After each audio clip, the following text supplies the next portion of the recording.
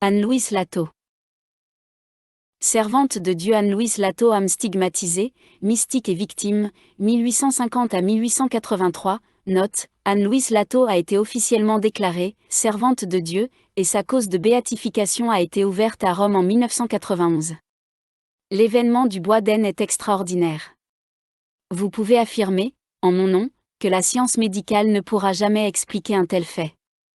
Déclaration du pape Léon XII le 23 avril 1873. Sa jeunesse. Anne-Louise Lato est née à Bois d'Aisne, en Belgique, le 13 janvier 1850. Son père, Grégory, alors âgé de 28 ans, était un simple métallurgiste, employé dans une fonderie voisine. Malheureusement, il contracte la variole et meurt le 17 avril 1850, 3 mois après la naissance de Louise, laissant sa mère Adèle, Pissant, Lato s'occuper d'elle et de ses 2 jeunes sœurs. La fille aînée, Vosine, n'avait que 3 ans, la seconde, Adeline, un peu plus de 2, et la troisième, Louise, avait un peu moins de 3 mois. Au moment de la mort de leur père, ils ne pouvaient rien imaginer de plus impuissant et de plus désolé que l'état de cette petite maison. La pauvre mère, qui avait failli mourir en donnant naissance à Louise, était encore bien malade et ne pouvait pas encore quitter son lit. Louise elle-même souffrait de la maladie maligne, la petite vérole, qui avait emporté son père dans la tombe, et, pour couronner leur malheur, les amis et les voisins s'éloignèrent tous, épouvantés, de la demeure infectée. La petite Vosine, âgée de 3 ans, a fait tout ce qu'un petit enfant peut faire. Faisant des allers-retours entre le lit de malade de sa mère et le berceau de sa petite sœur Louise, elle parvenait à leur apporter, avec ses petites mains, le strict nécessaire à la vie. Les jours s'écoulèrent, les maigres ressources de la pauvre chaumière furent bientôt épuisées, et la faim commença à se faire sentir. Dans cette extrémité, le secours vint enfin des mains d'un bon paysan, nommé Francis Delalieu. Ce très digne homme, se doutant de ce que devait être, entra dans la maison, 12 jours après la mort du père. Il trouva Louise sur le point de mourir, tandis que le reste de la famille était réduit aux dernières extrémités. Il envoya aussitôt chercher des vivres, et soulagea leurs besoins les plus pressants, et il ne cessa pas, à partir de ce jour, de veiller sur eux et de les assister, jusqu'à ce qu'ils fussent tous rétablis dans la santé et la force. Que l'on se souvienne toujours du nom de ce simple paysan, Francis Delalieu, et de son extraordinaire charité. La maladie de la mère était grave et prolongée, et finalement, au bout de 2 ans et demi, elle recouvra sa santé d'antan, mais elle se trouva, elle et sa famille, avec presque aucun moyen de subsistance, si ce n'est le petit lopin de terre sur lequel se trouvait la chaumière, et qui, dans des jours plus heureux, avait été sa propre part de mariage. Mais elle a accepté son sort difficile avec un esprit audacieux et courageux. Elle résolut de lutter contre la pauvreté et de rester indépendante. Matin et soir, elle se dévouait aux soins de ses enfants, et toute la journée elle travaillait pour leur pain quotidien. Pendant qu'elle était absente pour son travail, elle a dû les laisser seuls à la maison, confiant les 2 plus jeunes enfants aux soins de l'aîné. Pauvres petits-enfants, ils ont eu bien des privations à endurer. Ils ont dû supporter le froid de l'hiver souvent sans feu, et l'on nous dit que leur nourriture était extrêmement frugale. Néanmoins, grâce à Dieu, ils ont grandi forts et en bonne santé, et le temps est bientôt venu où ils ont pu aider leur mère et participer aux travaux quotidiens. À l'âge de 8 ans, Louise fut placée, pour une courte période, chez une vieille femme faible du voisinage, qui avait besoin d'aide pendant que son fils était absent au travail. Plus tard, elle a été envoyée à l'école pendant 5 mois. Elle y manifesta de bonnes dispositions, apprit son catéchisme et fit quelques progrès en lecture et en écriture. C'est toute l'éducation qu'elle a reçue. À l'âge de 11 ans, elle fit sa première communion, puis elle est allée vivre chez une tante du côté de son père qui vivait à Manage. Cette bonne femme avait 78 ans, et était très infirme, elle mourut 2 ans après, et Louise, qui l'avait servie pendant ce temps avec un zèle et un dévouement remarquables, entra ensuite au service d'une dame à Bruxelles. C'est là qu'elle tomba malade et fut obligée de partir au bout de 7 mois. Mais par la suite, cette femme ne cessa de considérer Louise avec beaucoup d'admiration et d'affection, et vint la voir de temps en temps chez Louise à Bois d'Aisne. Quelques semaines après son arrivée à la maison, Louise était de nouveau en bonne santé et de nouveau au travail. Ayant trouvé un nouvel engagement dans la famille d'un petit agriculteur à Manage. C'est de là qu'elle fut, peu de temps après, rappelée chez elle par sa mère. À partir de ce moment, elle resta à la maison pour le reste de sa vie, se consacrant entièrement aux travaux d'aiguille, couture et aux tâches ménagères. Son extraordinaire charité à l'âge de 16 ans face à la mort. L'épidémie de choléra. Un autre trait frappant de sa nature est sa charité. Pauvre elle-même, elle a toujours eu la passion d'aider les pauvres. Lorsqu'elle était enfant, nous voyons dans les faits déjà donnés ci-dessus qu'elle se dévouait aux soins des malades, avec un remarquable oubli d'elle-même et un tact inhabituel, selon les personnes impliquées. Après son retour à la maison, pendant de nombreuses années, lorsque quelqu'un mourait dans la ville, c'était presque toujours Louise qui aidait la famille en deuil et préparait le corps pour l'enterrement. Photo de gauche, maison de Louise Lato. En 1866, l'horrible et mortelle maladie choléra s'est répandue en Belgique et s'est déclarée au Bois d'Aisne. On ne peut pas dire qu'elle y ait fait de grands ravages, mais, comme en beaucoup d'autres endroits, elle a créé la panique et donné lieu à certains actes de lâcheté, que l'on peut facilement comprendre, peut-être même excuser, et par respect pour la faiblesse humaine, on préférerait ne pas les raconter, s'il n'était pas important de les révéler dans ce récit. À cette époque, la peste du choléra frappa d'abord une famille d'ouvriers, composée de 7 personnes. Les 4 fils, cédant à la panique de la maladie contagieuse, abandonnèrent la maison, laissant leur père, leur mère et leur sœur frappés par ces ravages. Connaissant la sainteté et la charité de Louise, le curé de la paroisse, dont l'aide était également nécessaire pour d'autres, envoya chercher Louise.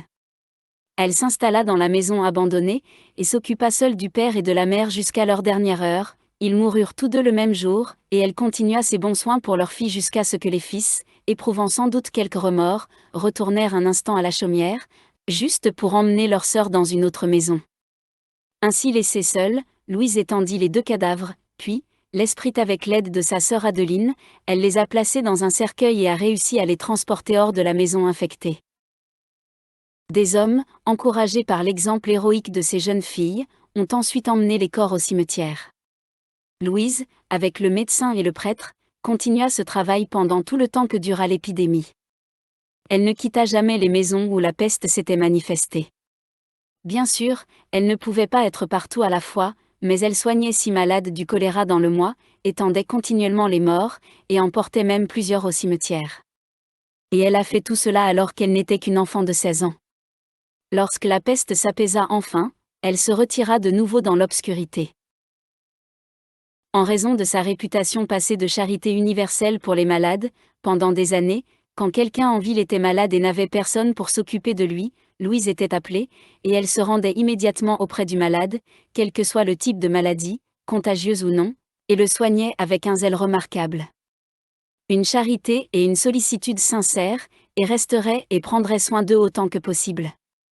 Sa personnalité et son caractère moral. Louise Lato est décrite comme une personne d'un caractère simple et droit, d'un tempérament joyeux, gentil et désintéressé.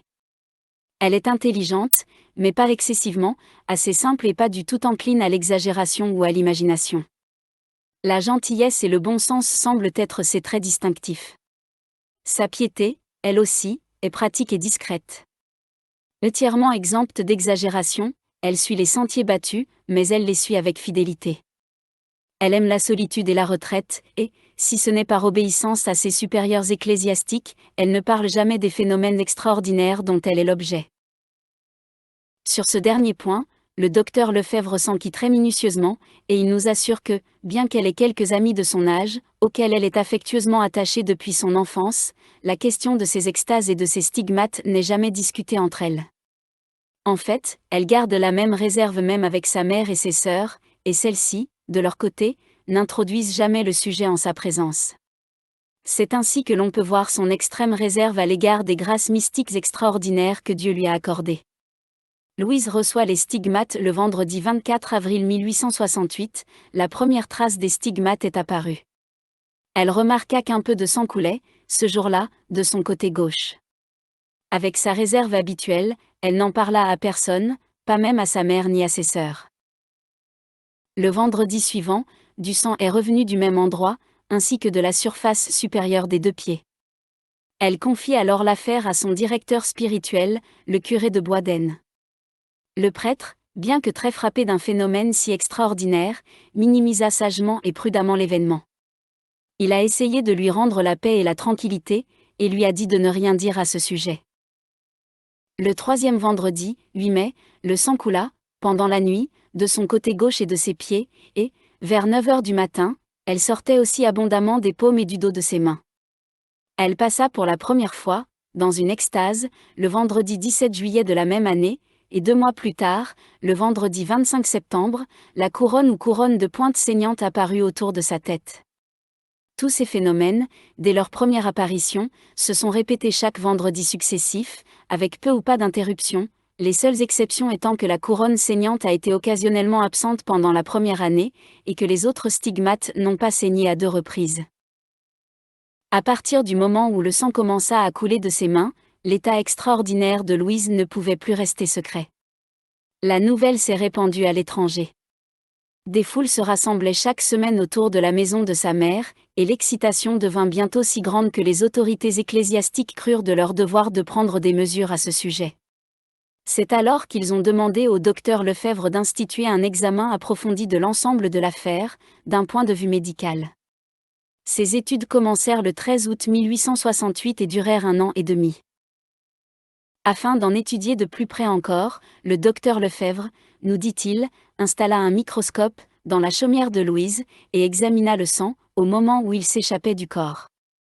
Dans cet examen, il a été assisté par 2 de ses collègues médecins, tous 2 compétents dans les recherches microscopiques, le docteur Herrion, professeur d'hygiène, et le docteur Van Campen, professeur d'anatomie. Après un examen minutieux, ils étaient tous pleinement convaincus que le sang stigmatisé de Louise ne présentait aucune particularité de structure ou d'apparence. Les corpuscules rouges et blancs sont tout à fait normaux et sont mélangés dans la proportion ordinaire. Le plasma, ou liquide dans lequel ils sont suspendus, est incolore, comme d'habitude, et parfaitement transparent. En un mot, le liquide rouge des stigmates, qu'il soit pris dans son ensemble ou examiné dans ses éléments constitutifs, n'est qu'un spécimen moyen de sang humain sain. Les tests de Gans sur les stigmates. Les stigmates sont apparus chaque semaine vers minuit le jeudi soir, et restent jusqu'à vendredi en fin d'après-midi, généralement vers 17 heures. Dans ses efforts pour être absolument minutieux dans son enquête, à 2 reprises, le docteur Lefebvre et un autre médecin ont placé des gants spécialement ajustés sur Louise, les fixant avec un cordon spécial et un seau de cire qui rendait impossible toute altération sans détection. Le résultat final a été que les stigmates sont apparus le jeudi soir, comme d'habitude, avec le seau de plus. Il n'y a pas d'autre moyen d'empêcher les médecins traitants d'avoir une preuve suffisante de l'origine surnaturelle des stigmates. Il ne fait guère de doute que le saignement des stigmates est une source de douleur, bien que Louise n'en ait jamais parlé. Pendant l'extase, en effet, elle était probablement inconsciente de la douleur, comme elle l'était de toute autre sensation corporelle. Mais avant que l'extase ne se soit installée, et après qu'elle eût cessé, le docteur Lefebvre était persuadé qu'elle souffrait cruellement, à en juger aussi bien par des considérations pathologiques, que par l'expression et les mouvements de sa physionomie, et par sa sensibilité évidente dans ces domaines. Vers le soir du vendredi, le saignement s'arrête habituellement, mais pas toujours à la même heure. Le lendemain, les stigmates sont secs et un peu brillants.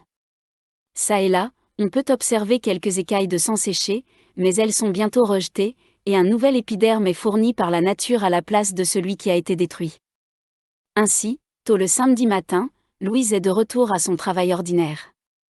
Elle n'interrompt son travail que pour aller à la messe et recevoir la Sainte Communion à l'église paroissiale. Les extases de Louise commençaient normalement entre 9 h et 10 h le vendredi matin et duraient normalement jusqu'à environ 5 h de l'après-midi le même jour. Louise, inapte au travail le vendredi à cause des stigmates saignants, est généralement à ses prières lorsque l'extase survient. Néanmoins, l'extase se manifeste tout de même si elle est engagée dans une conversation distrayante. Le docteur Lefebvre a assisté à plusieurs occasions de ce genre, et d'une en particulier, il nous a donné un compte-rendu très exact. Il est 7h30 du matin. J'entame une conversation avec la jeune fille, et je me fais un devoir d'attirer son attention sur les choses les plus indifférentes. Je l'interroge sur ses occupations, son éducation, sa santé. Elle répond à mes questions simplement, exactement, brièvement. Au cours de cette conversation, son regard est calme, l'expression de son visage est naturelle et il porte sa couleur habituelle. Sa peau est fraîche, son pouls bat 72 à la minute. Au bout d'un certain temps, la conversation s'enlanguit, et il y a une pause de quelques instants. Je voudrais recommencer, mais je m'aperçois que Louise est immobile, les yeux levés et fixés dans la contemplation. Elle est ravie dans l'extase. Un récit très semblable à celui-ci, et écrit comme celui-ci sur place, nous est donné par le docteur Humbert Gourbéir, professeur à l'école de médecine de Clermont, en Auvergne. J'examinais et interrogeais Louise, dit-il, depuis 1h15. Ma dernière question portait sur les malades du choléra qu'elle avait soignés. Elle m'a dit qu'elle en avait vu mourir 9 ou 10. Je lui demande si elle a eu peur. Elle répond qu'elle ne l'était pas. Aimez-vous donc soigner les malades ? Je dis, et je continue à écrire cette question, les yeux fixés sur le papier. Louise ne donne pas de réponse. Je lève les yeux vers elle, et je vois qu'elle est déjà dans son extase. Au cours de l'été 1869, Louise reçut de ses supérieurs spirituels l'ordre de résister à l'extase, dans la mesure de son pouvoir. Ce cours a été jugé souhaitable dans le but d'une enquête stricte sur son cas d'un point de vue théologique. Il était même prescrit que, le vendredi matin, elle devait rester à son travail ordinaire, quelles que fussent les difficultés ou les peines qu'elle éprouverait à le faire. À peu près à la même époque, le bil docteur d'Herbomé obtint des autorités ecclésiastiques la permission de voir l'extatica, et il se présenta à la maison, en présence de l'abbé Mortier, le vendredi 13 août 1869, vers 8h du matin. Quand il entra, Louise était en train de travailler avec la machine à coudre. Ses mains et ses pieds saignaient abondamment. Sur son front aussi, et autour de sa tête, en un cercle complet, le sang coulait abondamment, et il ruisselait sur son visage et son cou. La machine à coudre en était recouverte, et ce n'est qu'au prix des efforts les plus pénibles que la pauvre fille put continuer son travail. L'évêque entra en conversation avec elle et lui posa quelques questions. Elle répondit avec son calme habituel et avec une intelligence parfaite, continuant tout en continuant sa tâche, selon les instructions qu'elle avait reçues. Tout à coup, la machine s'arrêta net, ses mains étaient immobiles, son corps immobile. Le travail avait cessé, l'extase avait commencé. L'attitude aussi bien que la physionomie de l'extatica subit de nombreux et fréquents changements. Maintenant son corps tourne lentement, comme sur un pivot, et ses yeux semblent suivre la marche d'une procession invisible.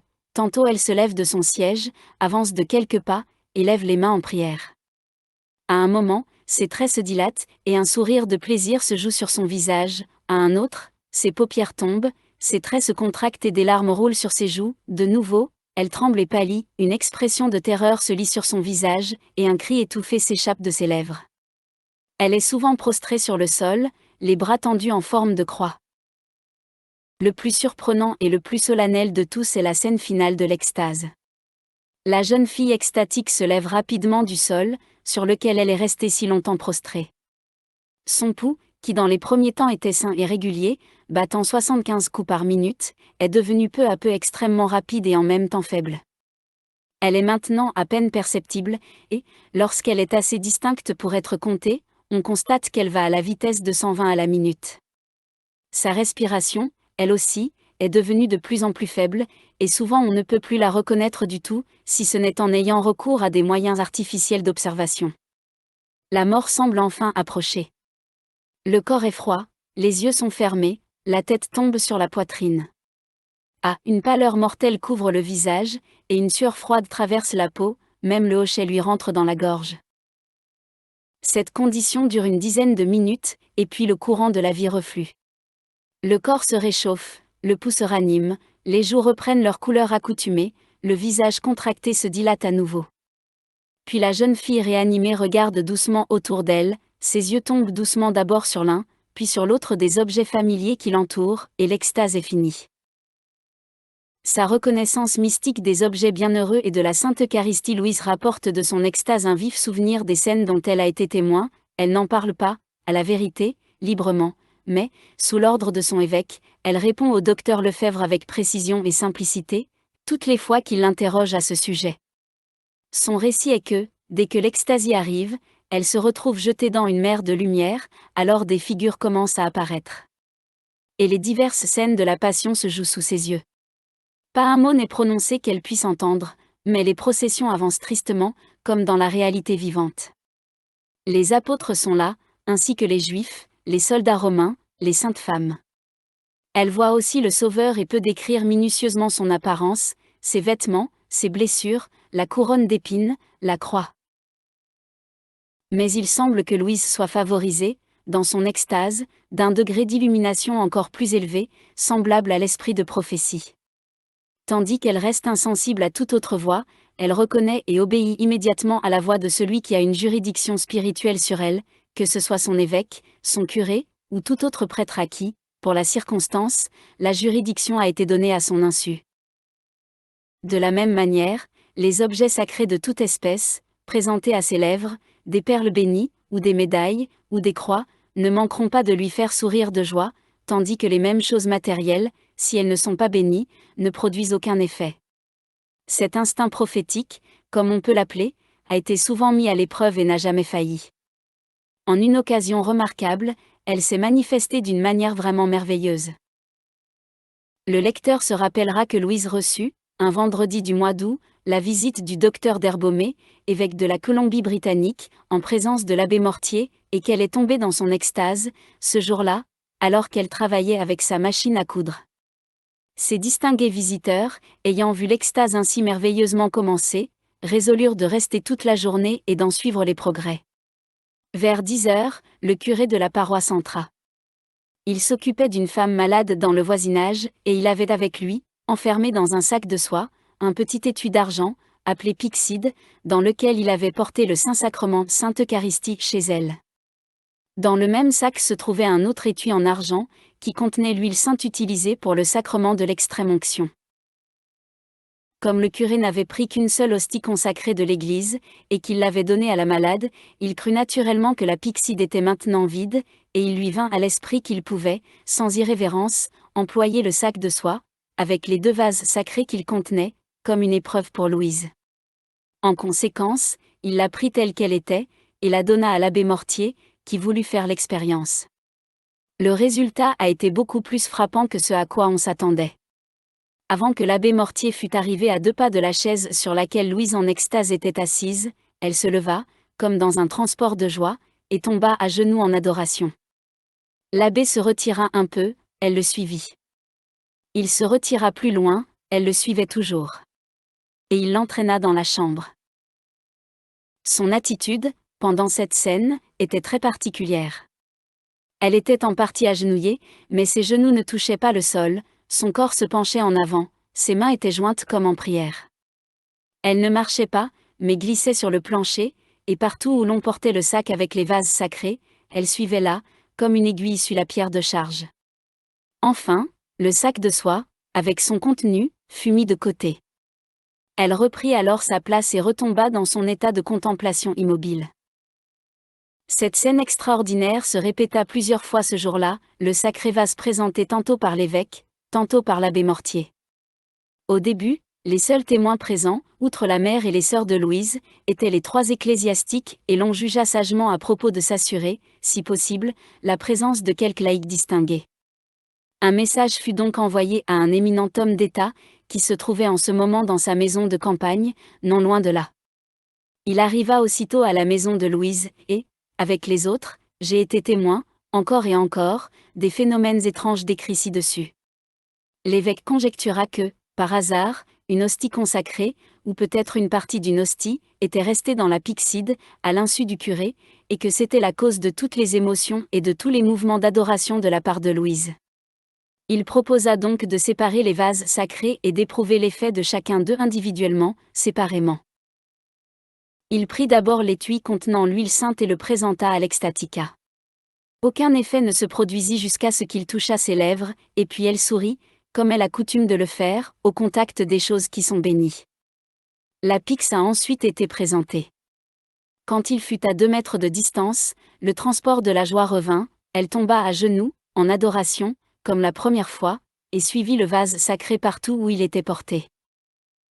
Il était 5 heures de l'après-midi lorsque l'évêque et ses 3 compagnons de témoins quittèrent la chaumière. Ils se rendirent aussitôt ensemble à l'église paroissiale. Là, en présence de tous les 4, on ouvrit la pyxide, et l'on découvrit qu'elle contenait un fragment assez considérable d'une Eucharistie consacrée. L'homme d'État, qui avait été appelé le matin à l'improviste de chez lui, et qui avait passé la plus grande partie de la journée dans la maison de Louise, rentra chez lui profondément impressionné et édifié par les scènes dont il avait été témoin, et rédigea à loisir un rapport minutieux des faits. Ce rapport fut confirmé par la suite, jusque dans les moindres détails, par les témoins ecclésiastiques, et c'est d'elle qu'a été principalement tiré le récit qui a été exposé ici. Les événements de cette mémorable journée furent bientôt portés à la connaissance du docteur Lefebvre. Il reconnut tout de suite que les faits étaient établis par des preuves que peu de gens mettraient en doute. Mais il s'imaginait qu'il pourrait se trouver quelqu'un qui essaierait d'expliquer ces faits par des moyens naturels, et qui les rapporterait peut-être à ces pouvoirs mystérieux, supposés par quelques philosophes se développer dans certains états particuliers de l'esprit, et connus sous le nom de clairvoyance. On disait que la jeune fille, dans sa transe, jouissait d'une acuité de vision intellectuelle exceptionnelle, grâce à laquelle son esprit pouvait percer le sac de soie et les 2 étuis d'argent, et c'est ainsi qu'elle s'aperçut que l'un ne contenait que l'huile sainte, l'autre, une hostie consacrée. Pour répondre à cette explication, un nouveau test ingénieux a été mis au point par le docteur Lefebvre. Le vendredi 19 novembre de la même année, le curé de Boisdaine se rendit chez Louise, accompagné d'un éminent professeur de Tournai, le révérend chanoine Allais. Il était 9 heures du matin, quand ils arrivèrent, et Louise était déjà dans son extase. Ils avaient apporté avec eux une pyxide, ressemblant exactement à celle qui avait produit des effets si merveilleux. Le 13e août, et il était enveloppé dans le même sac de soie qui avait été utilisé à cette occasion. Dans la pyxide, ils placèrent une petite hostie, non consacrée. Ici, donc, toutes les conditions matérielles étaient exactement les mêmes qu'auparavant. Cependant, quand le sac de soie, avec la pyxide dedans, fut présenté à Louise, et même pressé contre ses lèvres, il n'y eut aucun changement, aucun acte d'adoration, pas même un léger mouvement des traits, elle resta immobile dans la contemplation, insensible, immobile. Il était donc évident, en ce qui concerne ces expériences, que la théorie suggérée de la clairvoyance, même si elle était admise comme vraie, ne suffirait pas à rendre compte des faits. Louise était vivement touchée par la présence d'une hostie consacrée, alors qu'elle était insensible à la présence d'une hostie qui n'était pas consacrée. Aussi possédait-elle, pour le moment, non seulement le pouvoir extraordinaire de pénétrer, avec sa vision mentale, à travers le sac de soie et l'étui d'argent, mais le pouvoir encore plus extraordinaire de discerner une hostie eucharistique consacrée de celle qui ne l'était pas, et une telle faculté de discernement n'a jamais été attribuée jusqu'à présent. Même par le visionnaire le plus fou, au pouvoir de la clairvoyance. Sa reconnaissance mystique des prêtres et des saintes reliques. La section ci-dessous est tirée du livre, Comme l'évêque l'a vu, de l'Amérique à Rome, de Caspar Henri Borges. Édité par le très révérend Frank Bryan. Le livre est basé sur les mémoires du très révérend C.W. Borges, D.D., le défunt évêque de Détroit. Mgr Borges donne son témoignage oculaire de sa visite à Anne-Louise Lataux le vendredi matin, 20 juillet 1877. Louise était en extase au moment de la visite. Le premier de notre groupe à s'avancer et à la bénir fut le révérend A, et, en réponse, Louise sourit. Ce soi-disant « sourire » n'est pas vraiment un sourire, dans l'ordre naturel, mais une illumination particulière de son visage, ses lèvres s'ouvrant suffisamment pour voir les dents. Pour tester sa reconnaissance mystique, le révérend S s'était habillé comme un fermier et portait normalement une légère barbe sur le menton, et ce jour-là, ne s'étant pas rasé et portant son plumeau, qui aurait dû être blanc, il avait tout sauf une apparence cléricale. Il s'avança jusqu'au pied du lit et la bénit. Comme elle répondait, par ce sourire particulier, un « oh » prolongé se fit entendre dans toute la pièce, dans la supposition que le révérend S était ce qu'il paraissait être un fermier hollandais. Monsieur Cure et le journaliste s'écrièrent en même temps. Monseigneur, ce monsieur est-il prêtre ? Et, ayant répondu affirmativement, un joyeux « oh » retentit de nouveau dans la salle. Or, monsieur M, comme vous vous en souvenez, a été pris pour un prêtre de Chicago, et, plusieurs fois au cours de notre voyage en Europe, on l'a cru mon révérend compagnon. Il s'avança pour la bénir et le fit d'une manière très patriarcale, formant une grande croix d'une manière très solennelle, mais Louise ne sourit pas. Cela frappa si fort le vieillard qu'il se détourna et pleura amèrement. Ensuite, le père bénédictin d'Angleterre fit le tour, se tint derrière la tête du lit, et, de là, bénit Louise, ce qu'elle reconnut de nouveau par le beau sourire. Toutes ces expériences se faisaient dans un silence solennel, tous les yeux étaient fixés sur l'extatique, et les cœurs palpitaient d'admiration devant les merveilles dont on était témoin. Hier, Monseigneur Dumont, me parlant de l'extatique, m'a dit: Je ne sais pas, et je n'ai pas voulu qu'on me le dise, si votre croix pectorale contient une relique de la Sainte Croix. Mais s'il contient cette relique, je vais maintenant vous dire comment Louise Lato agira quand vous la lui présenterez. Elle se lèvera dans son lit en position assise, et tiendra la croix dans ses mains jointes, son visage rayonnera de joie, et elle restera ainsi jusqu'à ce que vous l'enleviez. Et, Monseigneur, je vous donne par la présente toute l'autorité que j'ai à son égard. Bien sûr, j'étais impatient de vérifier cette déclaration, faite la veille de notre arrivée au Bois d'Aisne. C'est pourquoi, au bon moment, j'ai enlevé ma croix pectorale et je l'ai tenue par la chaîne sur la poitrine de l'extatique. Comme un éclair, elle se leva, courbée en demi-cercle, tenant ma croix dans ses mains serrées, les yeux levés vers le ciel, et le visage rayonnant de joie, comme éclairé par un rayon divin. Je saisis de nouveau la chaîne, sans avoir l'intention de lui ôter la croix, et je commençai à tirer vers le haut, lorsque je découvris, à mon grand étonnement, que je pouvais soulever l'extase à volonté, comme si elle ne pesait qu'une livre. Mais mon étonnement se transforma en crainte, lorsque, obéissant à ma pensée, l'extase relâcha promptement son étreinte sur ma croix et se laissa tomber, comme morte, sur le lit. Elle avait fermement serré la croix, les deux mains ensanglantées, les précieux ruisseaux coulant le long de ses poignets pendant plusieurs minutes. Mais ma croix n'avait pas une tache de sang, oui, elle avait l'air d'avoir été polie. Une nouvelle révélation avait été faite, et pour la confirmer, je lui ordonnai, par la pensée, de prendre conscience. Aussitôt, elle obéit, tourna la tête vers moi et me regarda d'un air interrogateur. De nouveau, dans mes pensées, je dis seulement en pensée, par à haute voix, c'est assez, et sa tête retomba en arrière, ses yeux se fixèrent, et, comme auparavant, elle cessa de respirer, du moins autant que je pus m'en apercevoir. On dit que Louise ne comprend et ne parle que la langue française, mais je suis convaincue, par l'expérience que j'ai faite, que, dans son extase, elle comprend aussi bien l'anglais, l'allemand et le latin. Cf., comme l'évêque l'a vu, p. 160 à 167, d'autres grâces extraordinaires qui ont été données à Louise. À partir du 26 mars 1871 et jusqu'à sa mort en 1883, c'est-à-dire pendant 12 ans, elle ne mangea aucune nourriture et vécut entièrement de la Sainte Eucharistie. Elle ne buvait en moyenne que 3 à 4 verres d'eau par semaine. Cette grâce extraordinaire lui a valu une attention supplémentaire non désirée de la part de la presse populaire, dont au moins l'un d'entre eux l'a surnommée la « fille belge du jeûne ». De plus, pendant cette même période de 12 ans, elle n'avait pas besoin de sommeil du tout et passait normalement ses nuits dans la contemplation et la prière, souvent agenouillée au pied de son lit. Un résumé des conclusions de la commission médicale concernant Louise.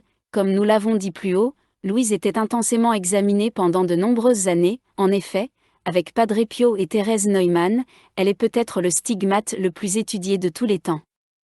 Le distingué commission qui a été chargée d'enquêter sur son cas, y compris les personnes suivantes: Deschamps, archevêque de Malines, Monseigneur Laby, évêque de Tournai, et le docteur Lefebvre, professeur à l'université de Louvain et membre de l'Académie belge des sciences.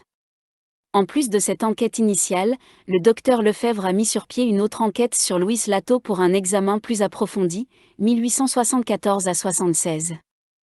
Ces rapports, tirés de l'ouvrage du docteur Bourneville, pamphlet, Louise Lato ou la stigmatisée belge, Progrès médical, Paris, 1875, sont abondamment documentés. Voici quelques-unes des principales conclusions de ces équipes d'enquêteurs hautement qualifiés. 1. Après Louise montre les premiers signes d'hémorragie le 24 avril 1868, elle continue à saigner chaque semaine jusqu'à sa mort le 25 août 1883. Au total, le nombre total de saignements était d'environ 800. 2. Louise ressentit pour la première fois les douleurs brûlantes des stigmates le mardi, et cela a continué jusqu'à jeudi. Jeudi, ces douleurs se sont transformées en cloques qui se sont formées les stigmates, particulièrement évidents sur le dos de ses mains. 3. Les blessures qui se sont formées sur ses mains et ses pieds étaient d'une couleur rouge foncé qui était de forme circulaire. 4. Intenses, les saignements se produisaient généralement du jeudi ou du vendredi soir au samedi. Les débuts des saignements ont normalement commencé entre minuit et 1h du matin. 5. À propos, 250 grammes de sang ont été perdus lors de chaque extase de la Passion. 6. Blessure du côté de Louise était située entre la 5e et la 6e côte, un peu au-dessous le sein gauche. 7. Les plaies aux pieds étaient situées entre le 3e et le 4e métatarsien. Les 2 pieds, comme ainsi que les mains, étaient marqués des mêmes blessures identiques. 8. Les plaies de la couronne d'épines étaient considérées comme un motif circulaire d'environ 12 à 15 pointes qui s'est formé autour du front. Cette zone était douloureuse et enflée. 9. Le cuir chevelu présentait également des signes d'hémorragie. 10. Une lésion fraîche a été observée sur l'épaule droite, un rappel de la croix que le Christ il a poursuivi son chemin vers le calvaire. Après une vie extraordinaire d'amour pour Dieu et de souffrance en union avec Jésus pour la conversion des pécheurs, Anne-Louise Latau meurt le 25 août 1883 à l'âge de 33 ans, le même âge que son bien-aimé Jésus. En 1991, la cause de béatification a été officiellement ouverte. Anne-Louise Latau, priez pour nous. La source de cet article est le livre « À visite to Louise Latau » du révérend père Gérald Malois Dédé, publié par London Burn.